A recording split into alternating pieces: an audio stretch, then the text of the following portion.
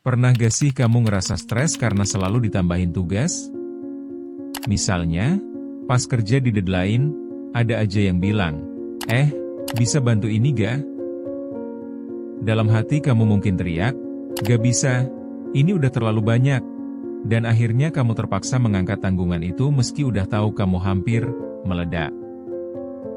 Tapi ingat, menolak bukan berarti kamu egois. Justru, menolak dengan cara yang tepat bisa membuat kamu lebih efektif dan menjaga kesehatan mental. Saatnya melangkah dengan bijaksana dan atur batasan yang jelas dalam pekerjaanmu. Mulai dari hal-hal kecil yang membuat perubahan besar, yuk kita lihat cara-cara yang bisa kamu terapkan. Pertama, ketika rekan kerja datang meminta bantuan, seringkali kita merasa tidak enak untuk menolak. Namun, mengatakan tidak pada pekerjaan tambahan adalah langkah pertama yang perlu diambil. Mengapa? Karena kalau terus-terusan mengiyakan permintaan orang lain, kamu bisa terjebak dalam tumpukan tugas yang bisa mengganggu fokus dan kualitas kerja. Coba bayangkan jika satu hari kerja kamu menjadi terhambat hanya karena membantu hal-hal kecil yang tidak seharusnya kamu prioritaskan. Berani berkata tidak juga memperlihatkan bahwa kamu menghargai waktu dan usaha yang kamu berikan. Ingat, zaman sekarang, harus pintar-pintar memilah mana yang perlu dikerjakan dan mana yang bisa ditolak. Dengan begitu, kamu bisa jadi lebih produktif dan menghindari perasaan beban yang tidak perlu. Selain itu, berani menolak bisa membantu kamu membangun reputasi sebagai seseorang yang punya batasan yang jelas, sehingga orang lain pun lebih menghormati keputusanmu untuk tidak menerima pekerjaan tambahan. Kedua, ketika menolak permintaan, penting untuk mengkomunikasikan alasanmu dengan jelas.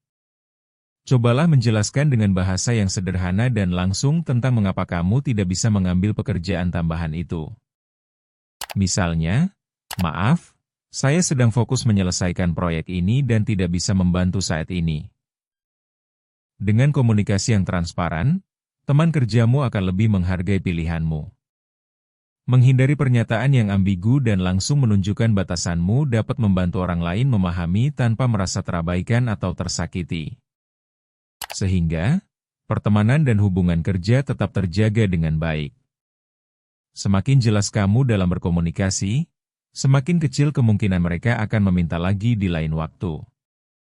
Komunikasi yang terbuka juga memungkinkan untuk membentuk saling pengertian, yang sangat penting dalam lingkungan kerja, di mana semua orang memiliki proyek dan tanggung jawab yang perlu dikelola. Ketiga, salah satu cara untuk menolak kerjaan tambahan adalah dengan menetapkan prioritas yang jelas. Ketika kamu sudah menetapkan apa yang paling penting untuk dicapai dalam pekerjaanmu, akan lebih mudah untuk menjelaskan kepada rekanmu bahwa kamu tidak bisa mengambil tugas baru. Buat daftar tugas yang harus diselesaikan terlebih dahulu dan berpegang teguh pada rencana tersebut. Kamu bisa bilang, saat ini, saya lagi fokus pada proyek ini, dan saya tidak ingin mengalihkan perhatian sampai selesai. Hal ini bukan hanya menjaga fokusmu, tetapi juga menunjukkan profesionalisme. Ketika kamu memiliki batasan yang jelas, orang lain pun akan belajar menghargai waktu dan komitmenmu. Dengan menetapkan prioritas, kamu tidak hanya melindungi waktu yang ada, tetapi juga menempatkan dirimu dalam posisi untuk lebih produktif. Ini adalah langkah yang sangat krusial untuk memastikan bahwa pekerjaan yang kamu lakukan tetap berkualitas dan sesuai dengan harapan. Keempat, menolak bukan berarti harus bersikap keras. Kamu bisa menolak dengan empati. Jika rekanmu sangat membutuhkannya, coba tunjukkan bahwa kamu paham kebutuhan mereka, tapi tetap tegaskan keberatanmu. Misalnya, saya mengerti ini merupakan proyek penting bagi kamu, tapi saat ini saya tidak bisa membantu. Dengan menyampaikan penolakan disertai empati, kamu memberi mereka ruang untuk mengerti dan merasakan apa yang kamu alami. Hal ini juga mempertahankan hubungan baik dan menjaga suasana kerja yang harmonis. Ada kalanya, menyampaikan perasaan dan pengertian dapat membuka jalan untuk pembicaraan yang lebih konstruktif di masa depan. Menunjukkan empati dalam penolakan juga menunjukkan bahwa kamu menghargai rekanmu dan situasi mereka, sehingga bisa membantu mengurangi potensi ketegangan yang dihasilkan dari penolakan tersebut. Kelima, mengatur batasan yang tegas sangat penting untuk kesehatan mental dan produktivitas. Beritahukan pada rekan kerjamu tentang jam kerja dan waktu istirahatmu.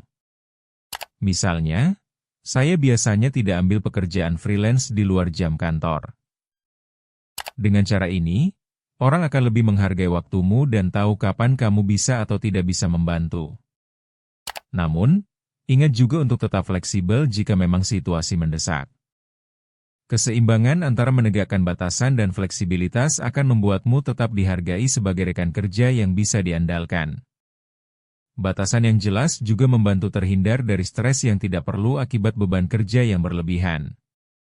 Dengan batasan ini, kamu akan merasa lebih nyaman dalam lingkungan kerja, dan rekan-rekanmu pun akan lebih menghargai keputusan yang kamu ambil tentang waktu dan fokusmu.